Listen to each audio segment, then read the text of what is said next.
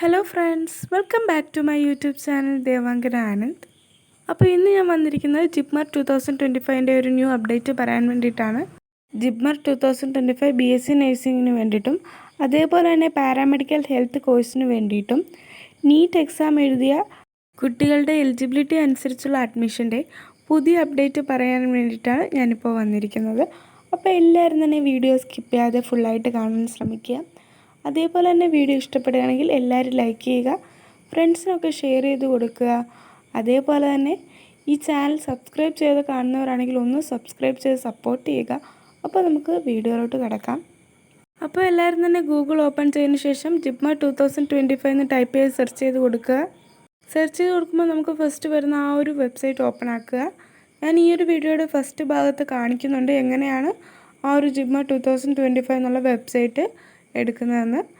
അപ്പോൾ ജിപ്മറിലേക്ക് അപ്ലൈ ചെയ്യാനുള്ള ആ ഒരു ഡേറ്റ് കഴിഞ്ഞിട്ടുണ്ട്. ഇനി അത് ബേസ് ചെയ്തിട്ടുള്ള നെക്സ്റ്റ് അപ്ഡേറ്റ് ആണ് പറയുന്നത്.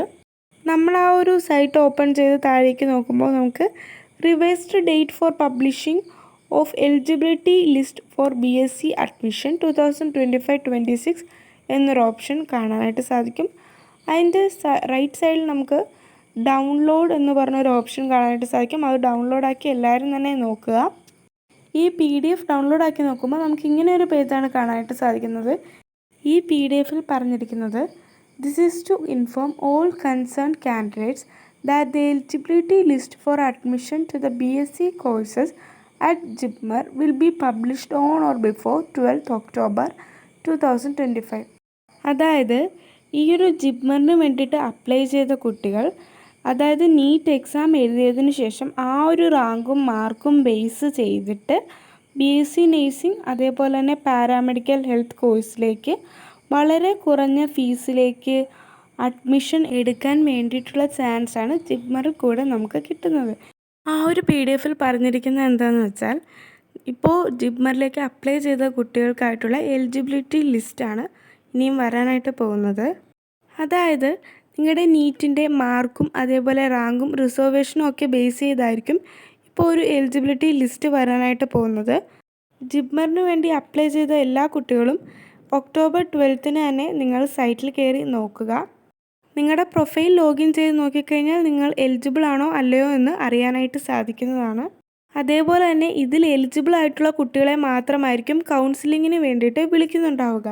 എല്ലാ കുട്ടികളും കണ്ടിന്യൂസ് ആയിട്ട് തന്നെ ജിപ്മറിൻ്റെ ഒഫീഷ്യൽ വെബ്സൈറ്റിൽ കയറിയിട്ട് അവരുടെ നോട്ടിഫിക്കേഷൻ കറക്റ്റായിട്ട് തന്നെ ചെക്ക് ചെയ്യാനായിട്ട് ശ്രദ്ധിക്കുക. ജിപ്മറിൽ വരുന്ന എല്ലാ അപ്ഡേഷൻസും നിങ്ങൾ കറക്റ്റ് ടൈമിൽ തന്നെ മനസ്സിലാക്കാൻ വേണ്ടിയിട്ട് ശ്രദ്ധിക്കുക. അതേപോലെ തന്നെ ആർക്കൊക്കെയാണ് ഇത് കിട്ടാനുള്ള ചാൻസ് എന്ന് ചോദിച്ചാൽ, നീറ്റ് എക്സാമിനേഷൻ എഴുതിയിട്ട് MBBS കയറിയ കുട്ടികളുണ്ടാകും. അതേപോലെ തന്നെ MBBSൻ്റെ സീറ്റ് കഴിഞ്ഞതിന് ശേഷം ബാക്കിയുള്ള കുട്ടികളുണ്ടാകും. അവർക്കൊക്കെ തന്നെ BSc നഴ്സിംഗ് അല്ലെങ്കിൽ മറ്റ് പാരാമെഡിക്കൽ കോഴ്സുകളിലേക്ക് നീറ്റ് മാർക്കിൻ്റെ അടിസ്ഥാനത്തിൽ, അതായത് നീറ്റ് മാർക്ക് ബേസിസിലും അതേപോലെ റാങ്ക് ബേസിസിലും റിസർവേഷൻ ബേസിസിലും ഒക്കെയാണ് ഈ ഒരു എലിജിബിലിറ്റി ലിസ്റ്റ് അവരിറക്കുന്നത്. അങ്ങനെയുള്ള കുട്ടികൾക്കായിരിക്കും ഈ ഒരു എലിജിബിലിറ്റി ലിസ്റ്റിൽ വരാനായിട്ട് ഉള്ള ചാൻസ് ഉള്ളത്. മാർക്ക്, റാങ്ക് അതേപോലെ തന്നെ റിസർവേഷനൊക്കെ ബേസ് ചെയ്ത് അവർ എലിജിബിലിറ്റി ലിസ്റ്റ് പബ്ലിഷ് ചെയ്യുന്നതായിരിക്കും. അതിൽ കിട്ടുന്ന കുട്ടികൾക്കൊക്കെ തന്നെ BSc നഴ്സിങ്ങിനും അതേപോലെ തന്നെ പാരാമെഡിക്കൽ കോഴ്സസിനൊക്കെ തന്നെ കുറഞ്ഞ ഫീസിൽ പഠിച്ചിറങ്ങാൻ വേണ്ടിയിട്ട് സാധിക്കുന്നതാണ്. അതേപോലെ തന്നെ നിങ്ങളൊരു കാര്യം ശ്രദ്ധിക്കേണ്ടത് എന്താണെന്ന് വെച്ചാൽ, ഈ ഒരു വെബ്സൈറ്റിൽ തന്നിരിക്കുന്ന പ്രോസ്പെക്ടസ് നിങ്ങൾ വ്യക്തമായി തന്നെ വായിച്ചു നോക്കുക. എല്ലാം നിങ്ങൾ കറക്റ്റായിട്ട് വായിച്ചു നോക്കാനായിട്ട് ശ്രദ്ധിക്കുക. ഈ ഒരു പ്രോസ്പെക്ടസ് വായിച്ചു നോക്കിയാൽ നമുക്ക് എത്രത്തോളം കോഴ്സസ് ആണുള്ളത്, അതേപോലെ തന്നെ എത്രത്തോളം സീറ്റുകളാണുള്ളത് എന്നൊക്കെ തന്നെ മനസ്സിലാക്കാനായിട്ട് സാധിക്കും. അതേപോലെ തന്നെ ഈ ഒരു പ്രോസ്പെക്ടസ് വായിച്ചു നോക്കിയാൽ നിങ്ങൾക്ക് ഫീസ് സ്ട്രക്ചർ എത്രയാണെന്നൊക്കെ മനസ്സിലാക്കാനായിട്ട് സാധിക്കുന്നതാണ്. ഞാൻ ഈ ഒരു വീഡിയോയിൽ ഫീസ് സ്ട്രക്ചർ എത്രയാണെന്നുള്ള ആ ഒരു പേജ് കൊടുക്കുന്നുണ്ട്. നിങ്ങൾ ആ ഒരു പേജ് നോക്കുക. അല്ലാന്നുണ്ടെങ്കിൽ നിങ്ങളെല്ലാവരും തന്നെ കറക്റ്റായിട്ട് വെബ്സൈറ്റിൽ കയറി ആ ഒരു പ്രോസ്പെക്ടസ് ഡൗൺലോഡാക്കി ഫീസ് സ്ട്രക്ചറും അതേപോലെ കോഴ്സസ് എത്രയുണ്ട് എല്ലാ കാര്യങ്ങളും നിങ്ങൾ വായിച്ചു നോക്കി മനസ്സിലാക്കാനായിട്ട് ശ്രദ്ധിക്കുക. അതേപോലെ തന്നെ നിങ്ങളുടെ റിസർവേഷൻ ബേസ് ചെയ്ത് എന്തൊക്കെ ഡോക്യുമെൻറ്റ്സ് ആയിരുന്നു നിങ്ങൾ അപ്ലോഡ് ചെയ്യേണ്ടത്, ഇപ്പോൾ നിങ്ങൾ അപ്ലോഡ് ചെയ്ത ഡോക്യുമെൻറ്റ്സിൻ്റെ എന്തെങ്കിലും തെറ്റുണ്ടെങ്കിൽ പോലും നിങ്ങൾ അതിൽ നിന്നും റിജക്റ്റ് ആവാനുള്ള ചാൻസ് ഉണ്ട്.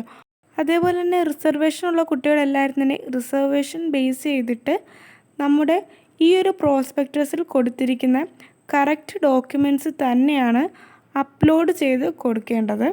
ഇതിലൂടെ നമുക്ക് കൊടുക്കാനായിട്ട് സാധിക്കുന്നത് bachelor of medical laboratory science, anaesthesia technology, bachelor of optometry, cardiac laboratory technology, dialysis therapy technology, medical laboratory technology in blood banking, medical radiology and imaging technology, neuro technology, nuclear medicine technology, perfusion technology, radio therapy technology.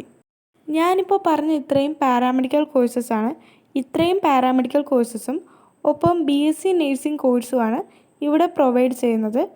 അതുപോലെ തന്നെ ജിപ്മറിൽ apply ചെയ്ത് കിട്ടിക്കഴിഞ്ഞാൽ നിങ്ങൾക്ക് വളരെ തുച്ഛമായ ഫീസിൽ തന്നെ 4 വർഷത്തെ പഠനം കഴിഞ്ഞ് ഇറങ്ങാൻ വേണ്ടി സാധിക്കുന്നതാണ്. BSc നേഴ്സിംഗ് എടുക്കുന്ന കുട്ടികൾ ശ്രദ്ധിക്കേണ്ടത് എന്താണെന്ന് വെച്ചാൽ LBS അലോട്ട്മെൻറ്റിൽ നമുക്ക് കിട്ടുന്ന കോളേജസിൽ പോയിട്ട് അഡ്മിഷൻ എടുക്കുമ്പോൾ അവിടുത്തെ ഫീസ് പോലെ അല്ല.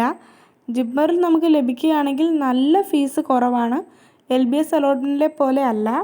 LBS നമുക്ക് ഒത്തിരി കോളേജസ് ഉണ്ട്, അതേപോലെ തന്നെ ഒത്തിരി സീറ്റ്സും ഉണ്ട്. എന്നാൽ ഇവിടെ അങ്ങനെയല്ല. ഇവിടെ സീറ്റ് വേക്കൻസി എത്രയാണ് എന്നതൊക്കെ തന്നെ നമ്മുടെ പ്രോസ്പെക്ടസിൽ അവൈലബിൾ ആയിട്ടുള്ളതാണ്. അപ്പോൾ BSc നഴ്സിങ്ങിന് പോലും നമുക്കിവിടെ ഏകദേശം 94 സംതിങ് സീറ്റുകളാണ് ഉള്ളത്. അതിൽ കുറച്ച് സീറ്റ് ബോയ്സിന് വേണ്ടി റിസർവ് ചെയ്ത് വെച്ചിട്ടുള്ളതാണ്, ബാക്കി സീറ്റ് ഗേൾസിന് വേണ്ടിയിട്ടുള്ളതാണ്. അതേപോലെ തന്നെ നിങ്ങൾ അറിഞ്ഞിരിക്കേണ്ടത് എന്താണെന്ന് വെച്ചാൽ +1 +2 നമുക്ക് 50% കൂടുതൽ മാർക്ക് വേണ്ടതാണ്. എന്നാൽ SC/ST കാറ്റഗറിയിലുള്ള കുട്ടികൾക്കായിട്ട് 45% മുകളിലോട്ടാണ് മാർക്ക് വേണ്ടത്.